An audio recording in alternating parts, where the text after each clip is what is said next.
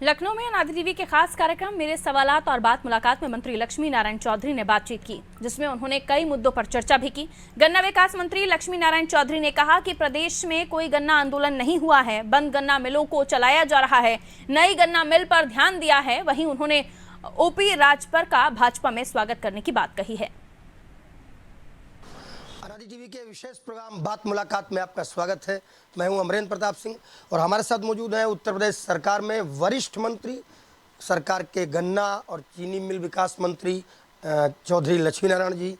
बात करते हैं चौधरी साहब, आप गन्ना जैसी फसल जो कि नगदी फसल किसानों के लिए कही जाती है और पश्चिम में जहाँ से आप हैं मथुरा के छाता से शुरू होकर और लखीमपुर खीरी के पलिया कला जो कि बिल्कुल नेपाल के किनारे है, वहाँ तक एक बड़ी संख्या में किसान गन्ने से जुड़े हैं। कितनी मिठास आई है इस गन्ने में चौधरी लक्ष्मी नारायण के आने के बाद? देखिए, गन्ने की मिठास बहुत बढ़िया है। आज पूरे देश में सबसे ज़्यादा गन्ने का रकबा भी उत्तर प्रदेश का है। चीनी उत्पादन भी सबसे ज़्यादा उत्तर प्रदेश हम लोग कर रहे हैं। इथेनॉल का उत्पादन भी हम सबसे ज़्यादा कर रहे हैं। पेमेंट के नाम पे मैं ये कह सकता हूँ कि 2,15,000 करोड़ रुपया हमने किसानों के खाते में नगद दिया है। घटतौली नाम की अब कोई चीज़ नहीं है।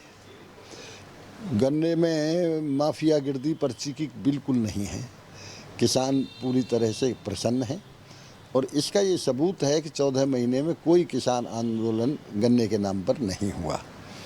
इसलिए पूरी तरह से गन्ने का किसान संतुष्ट है और जो मिल बंद थी वो भी हमने चालू की हैं और कुछ मिलें चालू करने हम जा रहे हैं। नई मिलें भी लगी हैं और मैं ये देख रहा हूँ कि मैं जब जाता हूँ तो लोगों में और गन्ना बढ़ाने का उत्साह लगातार बढ़ रहा है। चौधरी साहब, छाता जहाँ से आप विधायक हैं, जनता ने आपको अपना प्यार दिया, मंत्री बने आप, गन्ना के मंत्री बने, वहाँ पर एक मिल बाबू तेजराम ने शुरुआत की थी उसकी, फिर मायावती के कार्यकाल में वो मिल बंद हो गई। पिछली बार सरकार ने, पिछले ही कार्यकाल में योगी सरकार ने उसके लिए एक बजट भी निश्चित किया था, बजट का प्रस्ताव किया था। क्या मान के चल रहे हैं कब तक वो मिल शुरू हो सकती है? और जैसा कि कहा जा रहा था कि वो शहीद हेमराज के नाम से शेरनगर वाले उसको शुरू किया जा सकता है, तो क्या ऐसा ही होने वाला है? मिल कब तक शुरू होगी और क्या वाकई चौधरी हेमराज मतलब शहीद हेमराज के नाम शुरू हो? देखिए, ऐसा है, 2003 से लेके 2007 तक 4-5 साल गन्ने का कोई पेमेंट छाता में किसानों को नहीं हुआ था। इसलिए छाता शुगर मिल बंद होने का कारण सबसे बड़ा ये था, एक गन्ना भी बोना बंद कर दिया लोगों ने जब पेमेंट नहीं हुआ तो। और फिर उस समय के तात्कालिक मुख्यमंत्री जी का रुख उसे बेचने का भी था। हमने सुप्रीम कोर्ट में एक रिट डलवाई, तब जाके वो कहीं रुकी थी उस समय।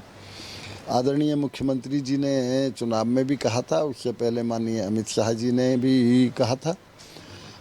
बजट अलॉट भी हो गया है। छाता शुगर मिल को शीघ्र ही हम चलाने की व्यवस्था कर रहे हैं। मुख्यमंत्री जी से अनुरोध करेंगे शीघ्र ही कुछ समय बाद उसका शिलान्यास करें। अच्छा, शहीद हेमराज के नाम से ही उस मिल का नाम हो सकता है, ऐसे प्रयास जारी हैं?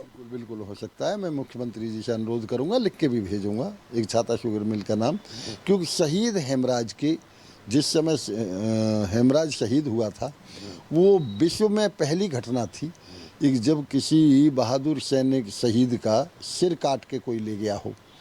और उस पर आदरणीय राजनाथ सिंह जी, उस समय माननीय नितिन गडकरी बीजेपी के राष्ट्रीय अध्यक्ष थे वो, सुषमा स्वराज जी उस समय विपक्ष की नेता थी लोकसभा में वो, और उत्तर प्रदेश के मुख्यमंत्री उस समय समाजवादी पार्टी के थे वो, सारे लोग वहाँ हेमराज जी के उसमें गए थे।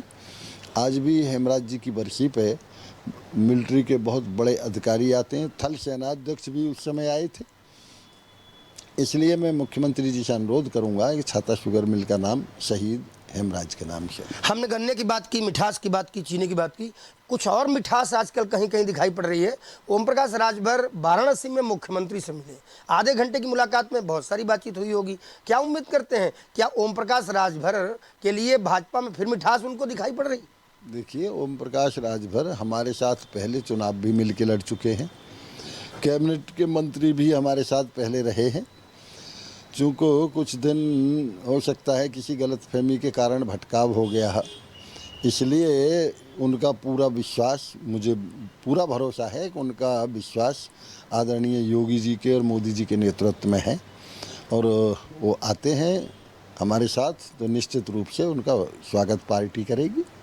हमने मिठास की बात कर ली, अब थोड़ी कड़वाहट पर बात कर लेते हैं। एक मुद्दा है जो समाज में बड़ी कड़वाहट पैदा करता है और आजकल उसके मामले बहुत सारे सामने आ रहे हैं, और वह है धर्मांतरण का मुद्दा। कैसे हो रहा, क्यों हो रहा है धर्मांतरण? क्या प्लानिंग के किसी साजिश के साथ लोग इसको करा रहे हैं, और कैसे रुकेगा, इस पर रोकथाम कैसे होगी? देखिए, निश्चित रूप से धर्मांतरण एक साजिश तो है ही, इसमें कहीं कोई संदेह नहीं है। सबसे पहले पूरे देश में इस पर सख्ती के आदरणीय योगी जी के ही तेवर थे, और मैं ये कहता हूँ कि ये एक सामाजिक जहर है, इसको समाप्त करना बहुत ज़रूरी है। इसलिए धर्मांतरण पर जितना सख्त से सख्त कानून बन सके वो सख्त कानून भी बनना चाहिए, और जिस तरह से योगी जी सख्ती से पालन कराते हैं कानून का धर्मांतरण के ऊपर, उसी तरह से ये सख्ती से लागू भी होना चाहिए। मेरा अंतिम सवाल आने वाले समय को लेकर है। आप एक बड़े जाट नेता के रूप में भी जाने जाते हैं, चौधरी साहब के रूप में जाने जाते हैं। पश्चिम में विधानसभा चुनाव में अटकलें कुछ और लग रही थी, परिणाम कुछ और आए।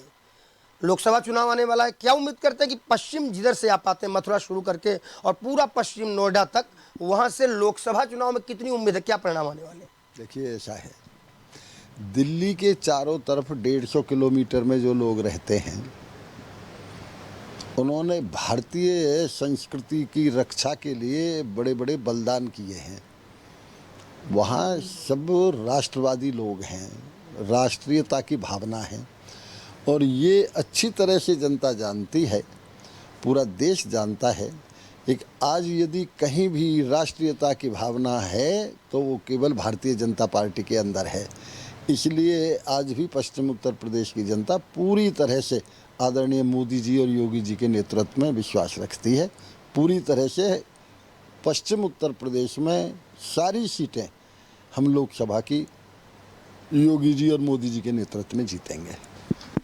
तो हम धन्यवाद देते हैं वरिष्ठ मंत्री चौधरी लक्ष्मण जी का, जिन्होंने हमसे सीधे हमारे सवालों पर खुलकर बातचीत की और अपने सधे हुए जवाब दिए।